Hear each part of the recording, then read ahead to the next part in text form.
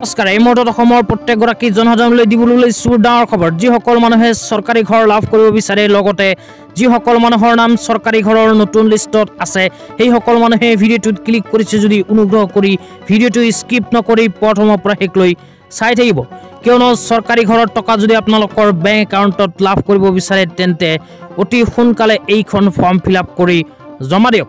তো কোনখন form fill up কৰি জমা দিব জানিবলৈ অনুগ্ৰহ কৰি ভিডিঅ'টো স্কিপ নকৰি প্ৰথমৰ পৰা শেষলৈ চাব আৰু মোৰ চেনেলত নতুন হলে প্লিজ চেনেলটো সাবস্ক্ৰাইব কৰি মোৰ লগত থাকিব আৰু ভিডিঅ'টো শ্বেয়াৰ কৰি আপোনালোকৰ বন্ধুবৰ্গক চোৱাৰ কাৰণে সুযোগ প্ৰদান কৰিব। তো আপোনালোকে মোবাইল স্ক্ৰীনত এখন ফৰ্ম চাব পাৰিছে, এইখন ফৰ্ম ফিল আপ কৰি কিন্তু জমা দিব লাগিব। তো প্ৰথমে দেখুৱাই দিওঁ ফৰ্মখন কেনেকৈ ফিল আপ কৰিব, তাৰ পিছত জনাম ফৰ্মখন কিয় ফিল আপ কৰিব লাগিব আৰু ফৰ্মখন ক'ৰ পৰা আপোনালোকে লাভ কৰিব। তো প্ৰথমে ওপৰত লিখা চাব পাৰিব দা ব্ৰাঞ্চ মেনেজাৰ ডেশ ব্ৰাঞ্চ। তো ইয়াতে আপোনালোকে চৰকাৰী ঘৰৰ অনলাইন এপ্লিকেশ্যন কৰাৰ সময়ত যিখন বেংক একাউণ্ট দিব বা চৰকাৰী ঘৰৰ নতুন লিষ্টত যদি নাম আছে তেন্তে যিখন বেংক একাউণ্ট দিছে সেই বেংক একাউণ্টখন আপোনালোকে কোনখন বেংকত কোনখন ব্ৰাঞ্চত বনাইছে ইয়াতে লিখি দিব। তাৰপিছত ৰাইট চাইডে লিখা চাব পাৰিব ডেট। ইয়াতে আপোনালোকে তাৰিখটো বহাই দিব। বহাই দিয়াৰ পিছত অকণমান তলত লিখা চাব পাৰিব বেংক একাউণ্ট নাম্বাৰ। ইয়াতে আপোনালোকৰ বেংক একাউণ্টৰ নাম্বাৰখন বহাই দিব। বহাই দিয়াৰ পিছত অকণমান তলত লিখা চাব পাৰিব I am maintaining A bank account number. ইয়াতে আপোনালোকে আকৌ সেই বেংক একাউণ্টৰ নাম্বাৰখনে বহাই দিব। বহাই দিয়াৰ পিছত অকণমান তলত আপোনালোকে 4টা অপশ্যন চাব পাৰিব।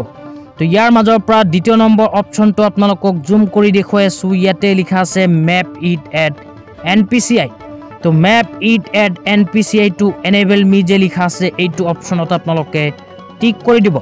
তো এইটো অপশ্যনত টিক কৰাৰ পিছত অকণমান স্ক্ৰল ডাউন কৰি তলত আপোনালোকক দেখুৱাই আছোঁ। ইয়াতে লিখা চাব পাৰিব আধাৰ বাই UDI নাম্বাৰ।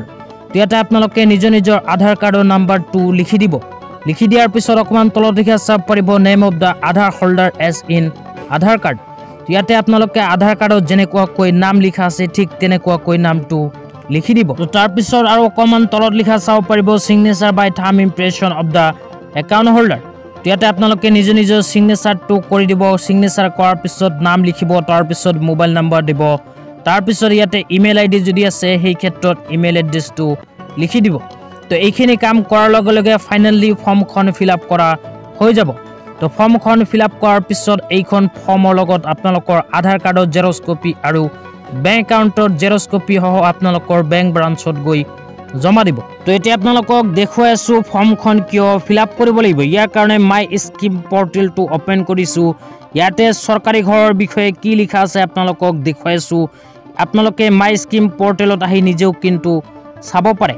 তো বেনিফিট অপশ্যনত ক্লিক কৰি অকণমান তলত আহিলে 8 নম্বৰত এটা অপশ্যন চাব পাৰিব। ইয়াত লিখা আছে payments are made electronically direct to bank account or post office account that are linked to Aadhaar card. তো যিসকল মানুহে নতুনকৈ চৰকাৰী ঘৰ পাব বিচাৰে আৰু যিসকল মানুহৰ নাম চৰকাৰী ঘৰৰ নতুন লিষ্টত অন্তৰ্ভুক্ত হৈ আছে সেইসকল মানুহে বেংক একাউণ্টৰ লগত আধাৰ কাৰ্ডটো লিংক কৰি লওক, কিয়নো চৰকাৰী আঁচনিৰ টকাবোৰ চৰকাৰে কিন্তু ডাইৰেক্ট হিতাধিকাৰীসকলক আধাৰ কাৰ্ডৰ জৰিয়তে প্ৰদান কৰে। সেইকাৰণে আধাৰ কাৰ্ডৰ লগত বেংক একাউণ্ট লিংক কৰাটো বাধ্যতামূলক। লগতে জব কাৰ্ডৰ যিখিনি টকা আপোনালোকক প্ৰদান কৰিব সেই টকাখিনি কিন্তু আধাৰ কাৰ্ডৰ জৰিয়তে আপোনালোকে বেংক একাউণ্টত লাভ কৰিব, কিয়নো চৰকাৰে কিন্তু জব কাৰ্ডৰ লগত আধাৰ কাৰ্ড লিংক কৰাটো বাধ্যতামূলক কৰিছে। সেইকাৰণে আপোনালোকে আধাৰ কাৰ্ডৰ লগত নিজৰ বেংক একাউণ্টখন লিংক কৰি থওক। আপোনালোকে চৰকাৰী ঘৰৰ টকাখিনি আধাৰ কাৰ্ডৰ জৰিয়তে আপোনালোকৰ বেংক একাউণ্টত লাভ কৰিব পাৰিব। তো এতিয়া আপোনালোকক জনাই আছোঁ ফৰ্মখন ক'ত পাব।